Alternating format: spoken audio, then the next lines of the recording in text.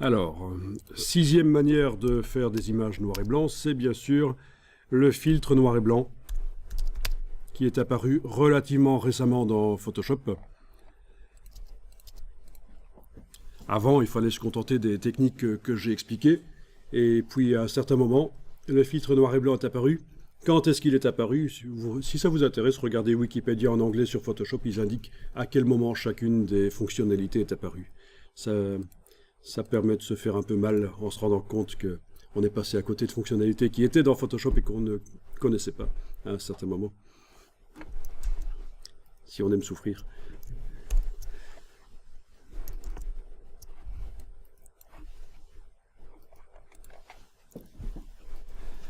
Donc,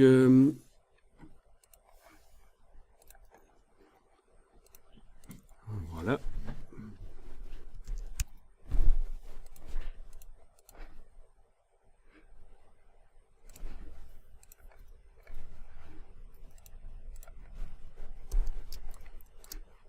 Donc, filtre noir et blanc que je vais utiliser sous forme de calque, en fait. Il existe dans Images, Réglages, mais n'utilisez pas les fonctionnalités qui sont dans le menu Images, Réglages, puisque c'est du destructif. Ça attaque directement les pixels du calque, à moins que vous ayez une bonne raison de le faire. Utilisez plutôt le système des calques de réglage. Donc, on a le filtre ici noir et blanc. Et là, c'est un peu un espèce de super mélangeur de couches, puisque vous avez super mélangeur de couches utilisé en mode noir et blanc, je veux dire. Vous avez ici plus de curseurs et vous devez déterminer à quel point chacune des couleurs intervient dans l'image noir et blanc. C'est pas mal du tout, en fait. Vous avez ce genre de fonctionnalité aussi dans Camera Raw et dans Lightroom. Pour développer du RAW, il vous propose de faire du noir et blanc de cette manière-là aussi.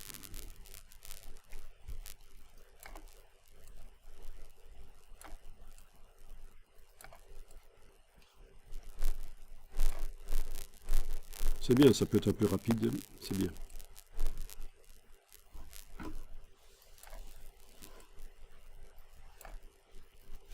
Ok.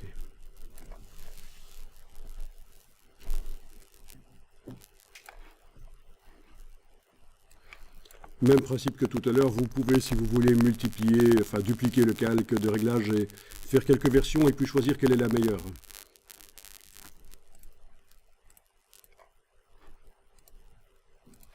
Bien, je vais enregistrer ça en indiquant que c'est la manière 6 de transformer les images en noir et blanc.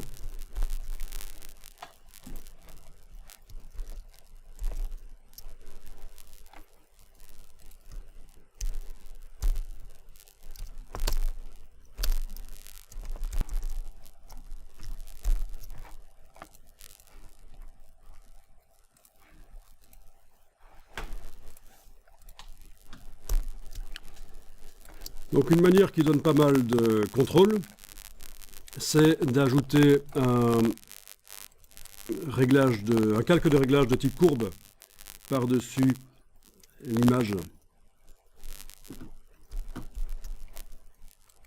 Alors quand je vous disais que rouge, vert, bleu, c'est la même chose que cyan, magenta, jaune, je vous explique ici, j'en profite pour vous expliquer ça, et puis je passe à la création de l'image noir et blanc grâce au réglage des courbes RVB. Quand vous êtes en train de travailler sur la couche rouge, si vous augmentez la quantité de lumière rouge, quelle surprise, ça devient rougeâtre. Mais si vous diminuez la quantité de lumière rouge, ça devient bleu cyan. Pourquoi? Parce que vous favorisez les deux autres couches, vert et bleu, qui mélangées ensemble font du bleu cyan. Couche verte, quand vous augmentez, vous obtenez du vert. Quand vous diminuez, vous obtenez du magenta, puisque les deux autres couches, rouge et bleu, font du magenta. Couche bleue, ça fait du bleu, et quand on diminue, ça fait du jaune, puisque rouge et vert font du jaune. On parle ici de mélange de lumière, bien sûr.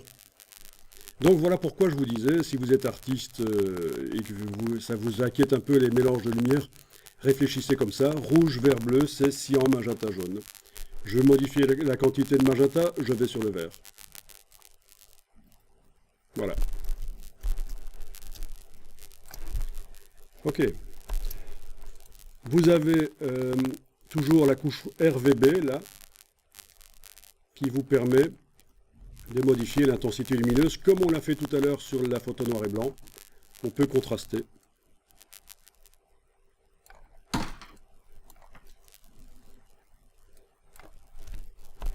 Évidemment, là, du coup, j'ai trop de magenta, donc je retourne dans la couche verte. Voilà. Là, j'ai peut-être un peu trop de jaune, je retourne dans la couche bleue. Vous voyez, ça, c'est un peu le principe de la correction avec le réglage des courbes. Alors, astuce. À choisir, il vaut mieux que ce soit trop bleu que trop rouge ou trop vert. Donc, quand vous faites des corrections couleurs sur les photos, le moins pire en cas de dominante couleur qui apparaît, c'est que ce soit bleu. D'accord? Donc n'hésitez pas à pousser un peu le bleu, ça fait propre en plus, c'est bien. Parce que c'est connoté propre, alors que le rouge et le vert, ça ne donne pas de résultat valable. Par contre, une image un peu bleutée, surtout dans nos latitudes où la lumière est bleutée à 6500 Kelvin, on a une lumière bleutée, on est habitué à ce que les choses soient un peu bleutées en fait. Si vous êtes allé un jour en Afrique, surtout en Afrique subsaharienne, vous allez voir que la lumière est assez bien différente là-bas, c'est assez surprenant. On est habitué ici en Europe à avoir une lumière bleutée, mais ce n'est pas le cas partout dans le monde. Il y a des parties du monde où la lumière n'a pas cette coloration-là. C'est une question d'incidence, la manière dont les rayons du soleil arrivent, bien sûr, dans l'atmosphère, qui coupe certaines couleurs. Oui, c'est ça, c'est une question de logique. Quitte à ce que vous n'arriviez pas à avoir une photo super bien équilibrée, poussez un peu le bleu. C'est lumineux, c'est propre, c'est le moins pire. Voilà. Autre chose, si votre image est destinée à l'impression, et là je vais peut-être aller enlever dans les options d'abord. Dans les options, je vais peut-être aller enlever la... Quand je suis en train de travailler sur la lumière, les courbes qui sont derrière en fait. Voilà. Ce sera plus propre. Donc je vous disais, si votre image est destinée à l'impression, si vous n'arrivez pas à avoir l'image tip-top, lumineuse comme il vaut mieux qu'elle soit trop foncée. Il n'y a rien de pire qu'une image trop claire. Ça fait délavé, ça fait pauvre, tandis qu'une image trop sombre, c'est moins grave. Donc n'hésitez pas, si vous n'arrivez pas à obtenir à l'impression. On a tendance, en fait, voilà ce qui se passe, quand on fait une correction sur l'écran, on a tendance à corriger pour l'écran. Mais si ça va être pour l'impression, il faut aussi penser qu'il faut de la densité d'encre. Il faut qu'il y ait de la matière, il faut que ce soit riche. Et n'hésitez pas, de toute façon, avant de sortir le produit final, vous allez faire des tests, des épreuves sur imprimante pour tester aussi. L'imprimante couleur jet d'encre peut simuler les presses offset et vous allez pouvoir simuler grâce au profil les sorties offset et choisir la meilleure version de vos photos. Voilà, donc voilà par exemple une photo qui est assez sombre, mais je pense que pour une impression sur papier, ce sera bien. Je pense que pour un écran, elle serait peut-être un peu trop sombre si je voulais la juger vraiment pour un affichage sur écran. Mais pour un magazine, je préfère jouer la carte de la sécurité et faire trop sombre. Il faut éviter absolument les choses trop claires. Alors, autre astuce pour les impressions sur papier, la netteté. Alors écoutez bien ça parce que c'est super important. Je vais convertir en objet dynamique le calque ici pour pouvoir lui mettre un filtre de netteté sur lui. Je ne vais pas ici jouer avec le passe haut. Je pourrais. Je vais y aller avec l'accentuation. L'accentuation des détails, c'est bien quand on regarde les images sur l'écran.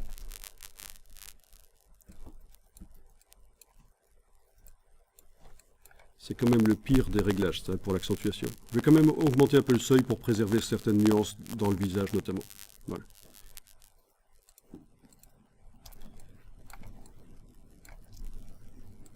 Le passe haut, c'est quand même mieux.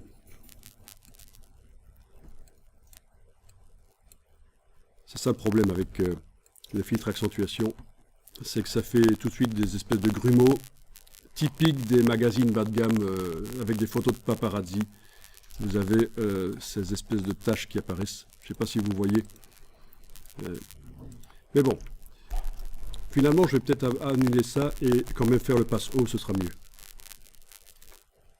Voilà, je duplique le calque. Je vais lui mettre un filtre divers passe haut.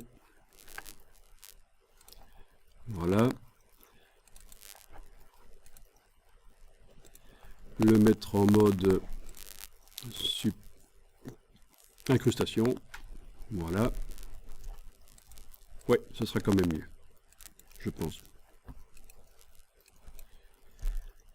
Ça reste une image JPEG à l'origine, avec tous les problèmes que ça suppose.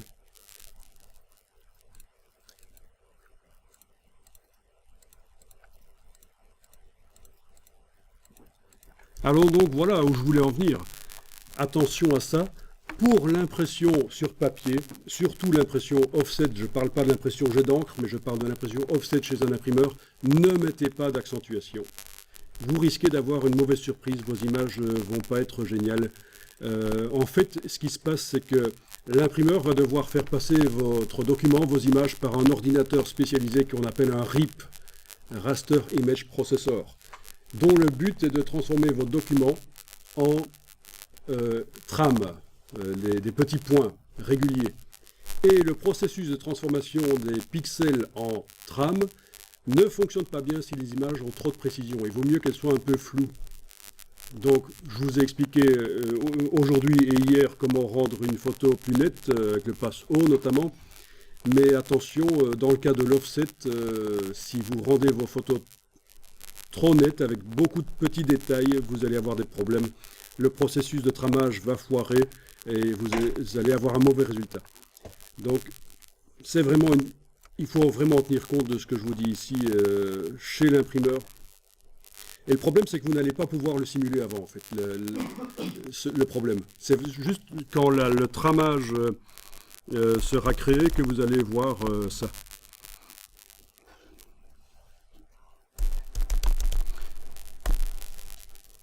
Bon, il y a certains imprimeurs, bien sûr, qui proposent des systèmes d'épreuvage sur base des films offset ou qui s'utilisent moins souvent d'ailleurs, mais qui proposent des systèmes d'épreuvage qui montrent le tramage. Mais ça coûte. Alors le tramage, pour ceux qui ne connaîtraient pas, c'est bien sûr ceci. Hein, c'est quand vous imprimez une photo, ça c'est une partie d'une photo très petite, vous avez en fait des points réguliers, cyan, magenta, jaune, noir, qui se superposent. C'est obligatoire de tramer les images pour pouvoir les imprimer, parce qu'en fait le procédé offset est basé sur la répulsion entre l'encre grasse et l'eau, et il n'y a pas de demi-mesure. On ne peut pas imprimer à moitié l'encre sur le papier, soit elle y est complètement, soit elle n'y est pas du tout. Et pour arriver à faire des nuances, des photos, on est obligé de faire des petits points qui sont entièrement sur le papier à certains endroits, et entre les points il y a du vide, il n'y a aucune encre. Donc le procédé offset ne permet pas la demi-mesure. On ne peut mettre que l'encre qu'à 100% à certains endroits sur le papier. Pour créer des nuances, on doit ruser et faire des trames. Vous ne pouvez pas passer à côté.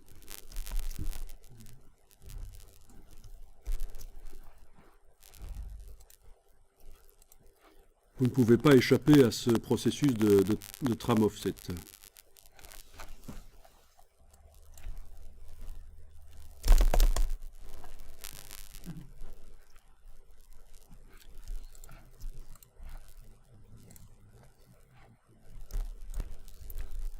Voilà, alors il y a différents angles pour chacune des trames, mais la plupart du temps, vous aurez le premier cas de figure ici.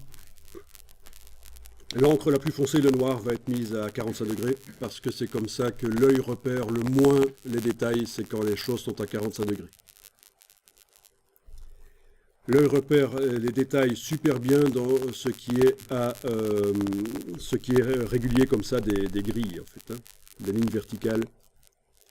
C'est pour ça qu'on utilise l'encre la plus claire pour cet angle-là à 0 degré. Voilà pour la petite histoire, en fait. Pourquoi est-ce que l'encre noire est à 45 degrés quand vous imprimez et l'encre jaune est celle qui est en rangée comme ça, verticale, horizontale.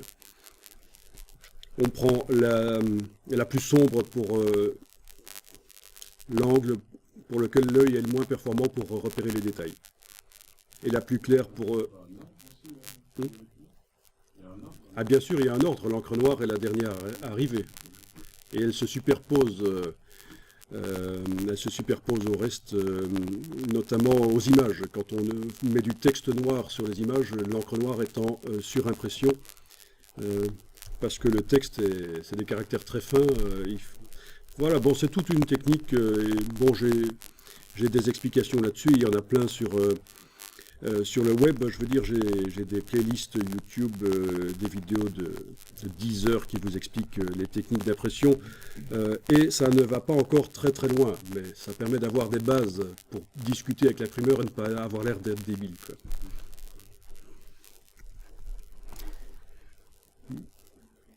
Donc voilà, je voulais vous parler de ça, en tout cas, d'oublier l'accentuation des détails pour les images offset.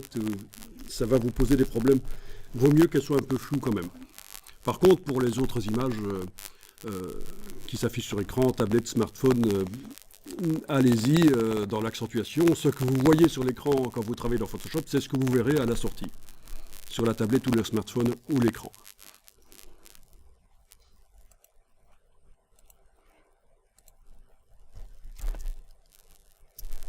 Alors, je continue parce qu'en fait, j'étais là pour vous expliquer comment faire une image noir et blanc grâce au réglage des courbes RBB. Je vais peut-être jeter mon calque de passe haut ici qui ne sert pas finalement. Donc, le principe, c'est que je vais demander à Photoshop de me montrer l'image telle qu'elle sera sur une sortie en noir et blanc. Donc, dans le menu affichage format d'épreuve, vous allez jusque personnaliser.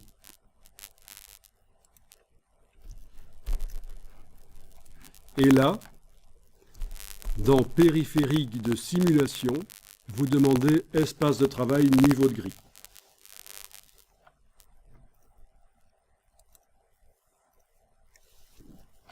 OK. Résultat, vous avez toujours une image en couleur. Dans la palette des couches, on voit que c'est une image en couleur, pas de problème.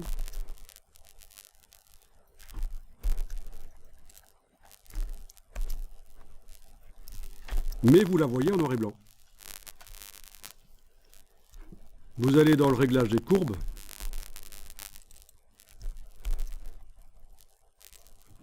Modifier la quantité de... Alors là, pour la luminosité ici, oui, ça pourrait se faire aussi. Je vais quand même jeter les points. Voilà. Sur chacune des couches, vous êtes censé aller mettre des points et les bouger pour dire à quel point chaque couleur intervient dans l'image noir et blanc. La différence par rapport à ce qui se passait avec le filtre noir et blanc et le mélangeur de couches, c'est que ici, non seulement on peut dire oui, la lumière rouge va intervenir à ce point-là, la lumière verte à ce point-là, etc. Mais vous pouvez aussi moduler, vous pouvez mettre jusqu'à 16 points de contrôle sur la courbe et moduler vraiment pour que les parties vert foncé influencent plus ou les parties vert clair. Bon, ça c'est vraiment pour les photos importantes. Je ne ferai pas ça pour une photo dans un magazine. C'est vraiment, on est dans une des techniques les plus avancées pour faire des images noir et blanc au départ d'images couleur en fait. Ne faites jamais de courbe qui descend. Évidemment, ça ferait un négatif sur une partie d'image. Donc jamais de courbe qui descend. Ça va, hein, mais jamais un point comme ça en dessous d'un autre. C'est mauvais, vous allez faire foirer l'image.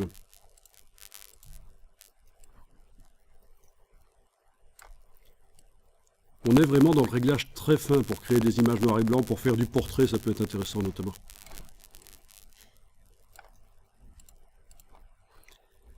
Alors, astuce que je vous rappelle, vous obtenez un résultat qui vous paraît bien, qu'est-ce qu'il faut faire? Il faut arrêter. Vous arrêtez de chipoter la courbe si vous pensez que c'est pas mal, et vous dupliquez le calque, vous enlevez l'œil en face du calque précédent, et vous continuez à travailler sur le duplicata. Sinon, retrouver un réglage que vous aviez eu à un certain moment, ça va être très difficile. N'hésitez pas à dupliquer, enlever l'œil, continuer le travail sur le duplicata.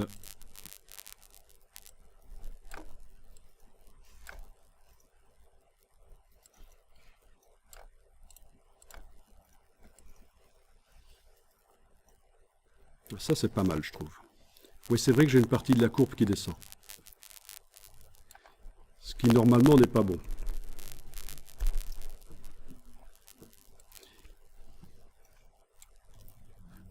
Mais je trouve que le résultat, je trouve qu'au niveau de la densité de l'image, ça montre bien l'effort sportif. En fait, ça paraît débile de dire ça, mais le fait qu'il y ait du détail foncé,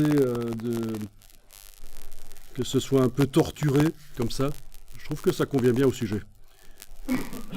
Bon, on est vraiment dans la sensibilité artistique ici. Donc les trois versions que j'ai faites, celle-ci, celle-là ou celle-là, bon, définitivement, c'est celle-là qui me paraît la plus intéressante, la dernière.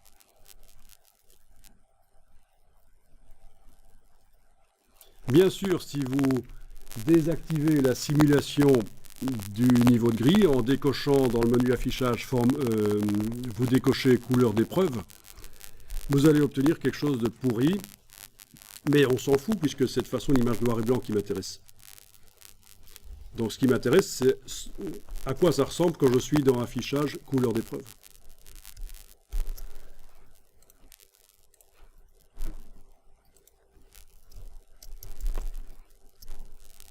Donc ça, c'était la version 7 de la manière de faire des images noir et blanc. Et je pense qu'on n'ira pas plus loin. Si vous voulez aller encore plus loin, peut-être qu'il faut penser à Lightroom ou Camera Raw. Alors Camera Raw, c'est un filtre Photoshop qui est capable d'ouvrir donc évidemment du RAW, mais c'est aussi capable de travailler sur du JPEG, bizarrement. Donc une image en JPEG peut être ouverte dans Camera Raw et vous allez avoir toutes les fonctionnalités, mais moins de matière de départ. Vous n'avez pas toutes les nuances qu'on a dans le RAW, bien sûr. Dans du JPEG, c'est vraiment ce qui est plus pourri.